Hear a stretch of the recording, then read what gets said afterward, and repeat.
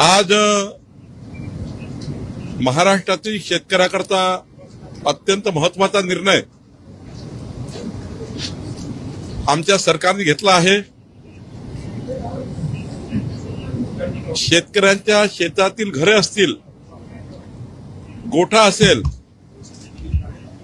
शेतकऱ्याच्या शेतीच्या दुरुस्ती करता लागणारे जे गौण खनिज असेल, याकरता शेतकऱ्यांना कधी वाळू लागतं, कधी माती लागतं, कधी मुरुम लागतं आणि मग अशा वेळी शेतकरी बैलबंडी किंवा ट्रॅक्टरनी गावतळी असतील, कुठे जलसंधारणाचे बंधारे असतील, महसुली नाले असतील, या ठिकाणी माती मुरुम मिळवतो आणि आपलं घरांची, गोठ्याची आणि सर्व दुरुस्ती करून घेतो।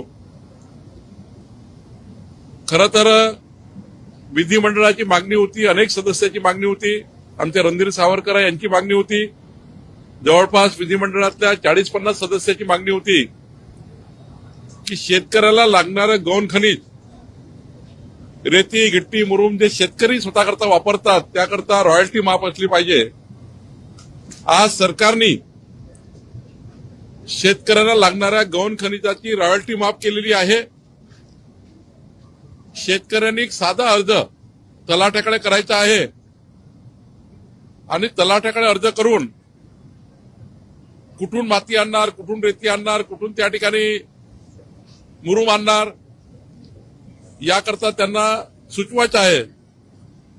आणि त्यामुळं आता यानंतर जे आपले शेतकरी आहेत त्यांना शेत रस्त्याची दुरुस्ती करायची असेल, त्याच्या शेतातले पावसाळ्याचे खड्डे दुरुस्त करायचे असतील, पावसाळ्यामधल्या चिखल दूर करायचा असेल, विहीर असेल, शेतघर असेल, या सर्वांकरता गौण खनिजाची आता रक्कम माफ करण्यात आली आहे।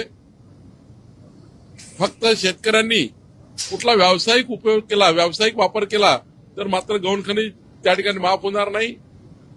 त्यांनी व्यापार करू नये, स्वतः करता जे काही करायचं ते करावं। आणि यामध्ये आमचे तहसीलदारांनी, पोलीस शेतकऱ्याचा ट्रॅक्टर अडवायचे, शेतकऱ्याची बैलगाडी अडवायचे। आता यानंतर शेतकऱ्यांनी शेतकऱ्याकरता वापरायच्या गौण खनिजाकरता कुठलंही ट्रॅक्टर किंवा कोणतंही वाहन वापरलं तर त्यावर पोलीस आणि तहसीलदार कुठलीही कारवाई करणार नाही, कुठलाही ट्रॅक्टर पकडणार नाहीत। यानंतर शेतकऱ्याचा ट्रॅक्टर पकडलं तर संबंधित तहसीलदारांनी पोलिसांच्या अधिकाऱ्यावर सरकार कारवाई करेल। कुठल्याही शेतकऱ्यांना वेठीस धरायचं नाहीये। शेतकऱ्याचं गौण खनिज सरकारने माफ केलं, शेतकऱ्याच्या या ठिकाणी गौण खनिज जे वापर आहे त्यांचाही माफ करण्यात आला आहे। त्यामुळे अत्यंत महत्वाचा निर्णय माननीय मुख्यमंत्री देवेंद्र फडणवीसजींच्या सरकारने, आमच्या सरकारने आणि आमच्या महसूल खात्याने घेतलेला आहे। आणि अनेक विधिमंडळ सदस्यांनी या महाराष्ट्राच्या शेतकऱ्याची मागणी आज सरकारने पूर्ण केली आहे।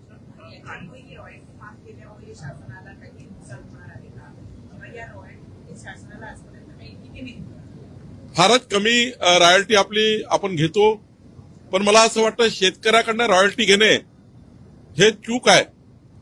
शेतकऱ्याकडनं रॉयल्टी घेण्यापेक्षा व्यावसायिकाकडनं जी रॉयल्टी मिळतात त्या सरकारला भरपूर त्या ठिकाणी आपल्याला देणं येतं, स्वामित्व येतं।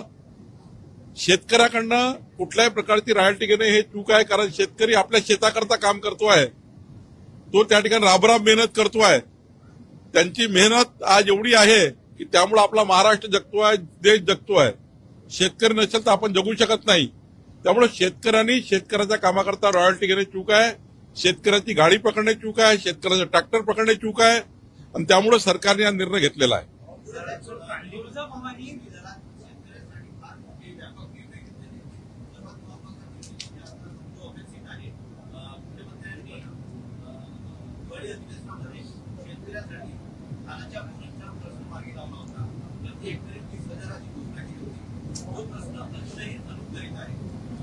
शेतकऱ्याचा बोनस देण्याची प्रक्रिया चालू आहे। माननीय मुख्यमंत्र्यांनी आश्वस्त केलं आहे। आताच आपण 35,000 कोटीची कर्जमाफी केलेली आहे आणि एक मोठी काटकसर आम्ही या ठिकाणी केलेली आहे सर्व योजनामध्ये, आणि ही मोठी काटकसर करून आपण आता कर्जमाफी केली आहे. जसं थोडं गाडी रुळावर आली लवकरच आम्ही बोनसचा निर्णय करणार आहोत. शेतकरी सन्मान योजनेवर एकावर आता चर्चा सुरू आहे. त्याच्यात एक महत्वाचा मुद्दा विरोधकांनी वारंवार उपस्थित केला की शासन जर महिलांना शेतकरी म्हणून सन्मान कमी तर ती 20 गुंठे किमान 20 गुंठे जमीन प्रत्येक व्यक्तीकडे शेतकरी व्यक्तीकडे असणं अपेक्षित आहे. तो नियम आहे तो मागे घेणार आहे की शासन महिलांना कुठली जमीन देणार आहे. याच्यामध्ये थोडी गल्लत होते आहे, कारण हा जे शेतकरी महिला जो या ठिकाणी बिल आलेला आहे यामध्ये शेतीवर काम करणारी महिला, शेतीची मालक महिला, शेतीचे पूरक व्यवसाय करणारी महिला, या सर्वच महिलांना सन्मान देण्याचा विषय आहे. ही केवळ काही हा जे बिल आलाय किंवा हे जे आम्ही महिलांना सन्मान देतोय केवळ एवढ्या करता नाही आहे की त्या शेतकरीच असल्या पाहिजे, पण शेतीमध्ये काम करणारी मजूर महिला तिला त्या ठिकाणी योजना मिळाल्या पाहिजे. शेतीवर जे पूरक व्यवसाय असतात त्या ठिकाणी त्यावर काम करणाऱ्या आमच्या बहिणीला त्या ठिकाणी सन्मान मिळाला पाहिजे. म्हणून एक व्यापक दृष्टिकोन ठेवून या ठिकाणी देवेंद्र फडणवीसजीच्या सरकारने, आमच्या सरकारने हा बिल आणलेला आहे. आणि मला वाटतं याचा मोठा फायदा महाराष्ट्राच्या आमच्या शेतकरी बहिणीला होईल. यातनं उद्या काही अपघात विमा काढायची असेल, शेतमजुराचा अपघात झाला आमच्या बहिणीच्या एका ठिकाणी, काही वीज पडली, त्यावेळी मात्र त्या महिलांना काहीच मिळत नाही. शेतमजूर म्हटल्यावर काहीच मिळत नाही, शेतकरी म्हटल्यावर सारा योजना मिळतात. त्यामुळे शेतकरी महिला असली आणि ती डेसिग्नेटेड असली, तिच्याकडे कार्ड असेल, त्याला त्या ठिकाणी सन्मान मिळेल. आणि कार्ड मिळाल्यावर शेतकऱ्यांच्या जेवढ्या योजना येतात तेवढ्या या सर्व महिलांना लागू राहील. आणि त्यामुळं एक व्यापक निर्णय घेतलेला आहे. महिला बचत गटांना जी जमीन दिली जाणार आहे 2.5 एकरच्या, ही नेमकी कुठली देणार आहे त्याबद्दलचा खुलासा करा. महाराष्ट्र सरकारने राजमाता जिजाऊ महिला सक्षमीकरण योजना या राज्यात सुरू केली आहे. महिला बचत गटांना, महिलांच्या सेवा सहकारी संस्थांना आणि या ठिकाणी कोऑपरेटिव्ह महिला बचत गटांना राज्य सरकारच्या वतीने महसूलची जी पडीत जागा आहे, आमच्या खात्याची पडीत जागा 1000 एकर पडीत जागा आमच्याकडे आहे. या पडीत जागापैकी एका बचत गटांना 2.5 एकर एवढी जागा आम्ही 3 वर्षाच्या लीजवर देणार आहोत आणि पुढे ती लीज 2 वर्षांनी वाढवणार आहोत. या बचत गटांनी तहसीलदारकडे अर्ज करून ही 2.5 एकर जागा घ्यायची आहे. आणि आम्ही तर नागपूरमध्ये जो या ठिकाणी महत्वाचा निर्णय केला की त्या बचत गटांना 2.5 एकर जागेसोबत 1 लाख रुपये आम्ही त्या ठिकाणी फिरतं भांडवल देणार आहोत. कर्ज नाही, फिरतं भांडवल देणार आहे. आम्ही नागपूरमध्ये 2200 महिला बचत गटांना 1 लाख रुपये 22 कोटी रुपये वितरित केले आहे. आणि हे 1 लाख रुपये जे रिव्हॉल्व्हिंग फंड आहे, 2.5 एकर जमीन आहे, यामध्ये आमच्या महिला बचत गटांना या ठिकाणी चारा पॉलिसी आम्ही आणलेली आहे. त्यांना नेफियर ग्रास किंवा बांबू लागवड किंवा सामाजिक वनीकरणाची नर्सरी, व्यावसायिक नर्सरी, नेफियर ग्रासच्या माध्यमातून डेव्हलपमेंट आणि बांबूच्या माध्यमातून डेव्हलपमेंट जर केलं तर मला विश्वास आहे की या महिला बचत गटांना वार्षिक 5 लाख रुपयाचा उत्पन्न होऊ शकतं. 10 महिला 5 लाख रुपये वार्षिक कमवू शकतात. इतका एक या ठिकाणी आमच्या महिला बचत गटांना रोजगार देणारा, रोजगार निर्मिती करणारा हा प्रकल्प आम्ही मंजूर केलेला आहे. आमच्या महसूल खात्याने मंजूर केलेला आहे. राज्यातल्या आमच्या सर्व भगिनींना विनंती आहे की त्यांनी आमच्या तहसीलदारला 2.5 एकर जागा मागावी आणि डीपीसी पालकमंत्री यांच्या माध्यमातून, आमच्या विधानसभा सदस्याच्या माध्यमातून 1 लाख रुपये अनुदान या महिला बचत गटांनी घ्यावं, जेणेकरून रोजगार निर्मिती करता देवेंद्र फडणवीस सरकारने उचललेले महत्वाचं पाऊल आहे. एवढंच नाही, आमच्याच जागा नाही तर आम्ही या ठिकाणी वनमंत्र्यांना विनंती करणार आहे, त्यांच्याकडे ज्या पडीत जागा आहेत त्यांनी या ठिकाणी लीजवर द्यायच्या आहे. आम्ही या ठिकाणी इतर खात्याच्या जागा ज्या पडलेल्या आहेत त्यांनाही विनंती करणार आहे की तुम्ही 3 वर्षाकरता या जागा महिला बचत गटाला द्या. पडीत जागा राहण्यापेक्षा, ती जागा अतिक्रमित होण्यापेक्षा, त्या जागेवर लोकांचे अतिक्रमण करून कब्जे करण्यापेक्षा आमच्या महिला बचत गटांना रोजगार उपलब्ध करून द्या, अशी या ठिकाणी पॉलिसी आम्ही आणली आहे. तुळजाभवानी मातेच्या मंदिरात जे 4121 एकरची जमीन आहे त्यापैकी 403 एकर जमीन ही देवस्थान ट्रस्टला अंधारात ठेवून जे काही लाटल्याचं समोर आलेलं आहे त्या संदर्भात तुम्ही नाही, मला तुळजाभवानी मंदिर ट्रस्टने अशी जर बाब आली आहे तर मी जिल्हाधिकारी सोलापूरला नक्की विचारेल, जिल्हाधिकारी धाराशिवला नक्की विचारेल आणि सोबतच जर मंदिर ट्रस्टने जर माझ्यासमोर विषय मांडला तर नक्की या ठिकाणी याचा शोकसमोक्ष आम्ही लावू. बच्चू कडू यांनी सकाळी एक विधान केलेलं आहे. केंद्र सरकारला या ठिकाणी म्हणजे महाराष्ट्रातनं मोठं बळ देण्याचं काम हे एकनाथ शिंदे करत आहेत भाजपच्या शिवाय. आणि दुसरीकडे ज्या पद्धतीने शिवसेनेत इनकमिंग वाढलेलं आहे हे पाहता विरोधकांसह मित्र पक्षांमध्ये देखील एक धास्ती आहे असं ते विधान त्यांनी आणखी म्हटलंय त्यातच असं म्हटलंय की ते भाजपला जमलं नाही ते शिंदे साहेबांनी करून दाखवलं. नाही, एकतर महायुतीच्या समन्वय समितीत हे ठरलं आहे की महायुतीवर कुठली उपरोधिक टिप्पणी करायची असेल तर आपल्या पक्षनेत्याला विचारलं पाहिजे. आता बच्चू कडू असे बोलले ते एकनाथ शिंदेजींना विचारून बोलले काय मला माहिती नाही. राहिला प्रश्न जी उपरोधिक टीका त्यांनी केली आहे त्याबद्दल मी त्यांना आवर्जून सांगेल की जेव्हा असे कुठलेही निर्णय होतात तेव्हा आपापला पक्ष वाढवण्याकरता आपली भूमिका ही करायची असते. आम्ही आमच्या समन्वय समितीत हा निर्णय घेतलेला आहे की प्रत्येकाला आपला पक्ष वाढवण्याचे अधिकार राहतील. जर उद्या एकनाथ शिंदे यांची शिवसेना जर वाढली तर महायुती वाढली आहे. उद्या अजित या ठिकाणी जर सुनेत्रा पवारजींनी काही पक्ष प्रवेश केले तर राष्ट्रवादी वाढली, महायुती वाढली. त्यामुळे येऊन जाऊन काय आहे, येऊन जाऊन महायुतीचे त्या ठिकाणी मजबूतीकरण या महाराष्ट्रात होणार आहे. त्यामुळे आम्ही हा कधी विचार करत नाही की शिवसेना का वाढताय, राष्ट्रवादी का वाढताय, भाजप का या ठिकाणी असा निर्णय करत नाही आहे. त्यांच्या पक्षाला वाढवण्याची जबाबदारी त्यांची आहे आणि त्यामुळे आम्हाला त्याच्यामध्ये काही आमचा संबंध नाही आहे. आम्हाला त्या ठिकाणी औचित्य नाही आहे. एकनाथ शिंदेचा पक्ष त्यांनी वाढवला तर आम्हाला त्यात काही म्हणणं नाही. पण त्यामुळं भारतीय जनता पार्टीला काही त्यातून बोलणे, त्यातून उपरोधिक बोलणे हे काही मात्र योग्य नाही असं मला वाटतं.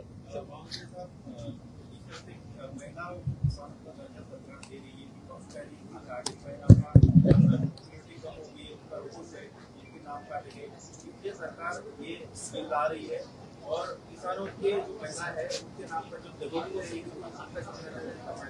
देखिए, इसका स्वागत तो अपोजिशन ने करना चाहिए था.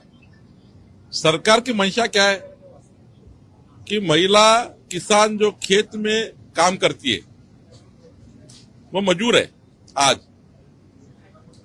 अगर कोई किसान नहीं है, महिला उसके नाम पे खेती नहीं, लेकिन वो खेती में और कुछ व्यवसाय करती है, कुक्कुट पालन करती है और खेती को जोड़कर व्यवसाय करती है, उनके नाम पे जमीन नहीं है लेकिन वो मजदूर या व्यवसायिक दर्जा उसको मिलता है. लेकिन हमारी सरकार ये करना चाहती है खेत में काम करने वाली बहन हो, साथ में कोई जोड़कर व्यवसाय करने वाली कोई बहन हो और जिसके नाम से खेत है वो बहन हो, जिनके परिवार के पति के नाम पे कोई खेती उनका वो बहन हो.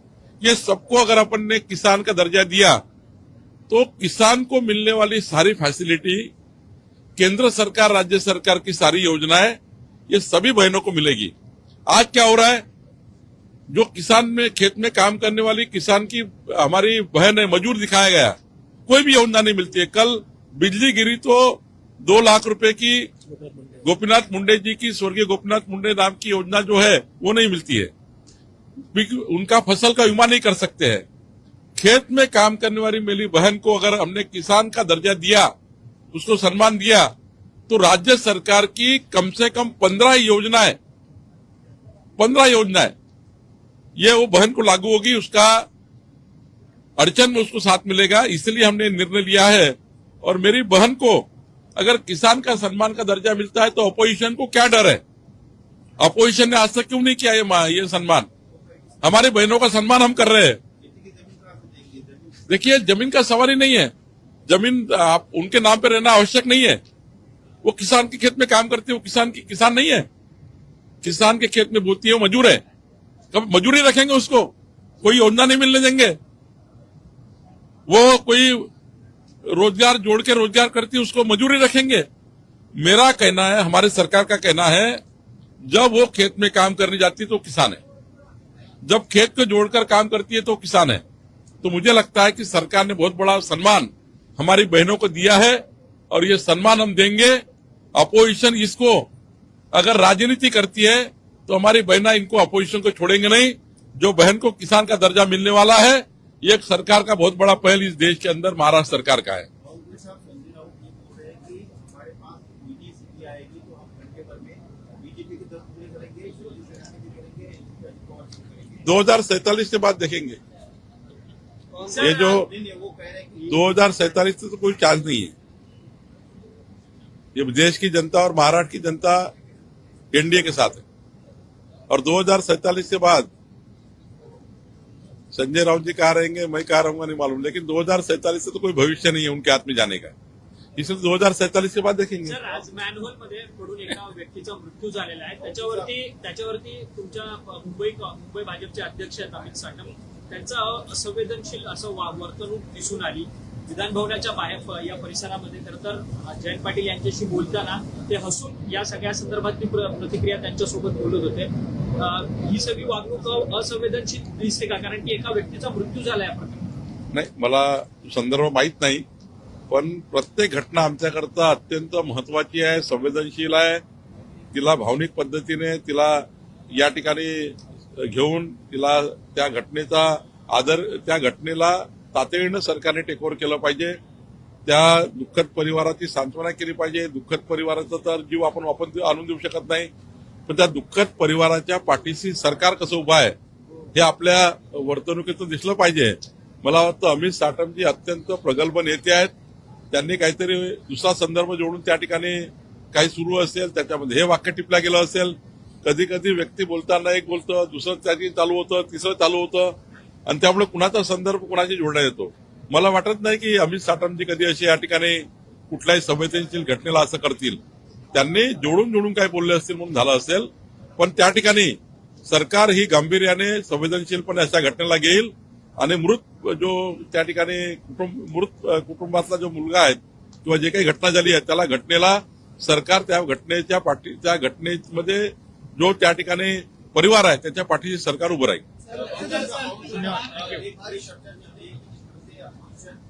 चाहे फिर वो अलग अलग पार्टी पार्टी हो, शरद पवार की पार्टी हो, उद्धव ठाकरे की पार्टी हो, विकास के एजेंडे पर आपके साथ जुड़ रही, ऐसा आपके एनडीए का कहना है।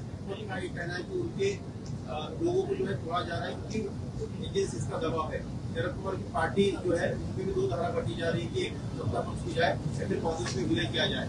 क्या ऐसी कोई चर्चा आपके बारे आपको? देखिए, ना मुझे इस चर्चा में पढ़ना है, ना मेरे पास कोई चर्चा है, लेकिन इश्यू ऐसा है, अपोजिशन क्यों टूट रहा है? क्या भविष्य है उनके पास?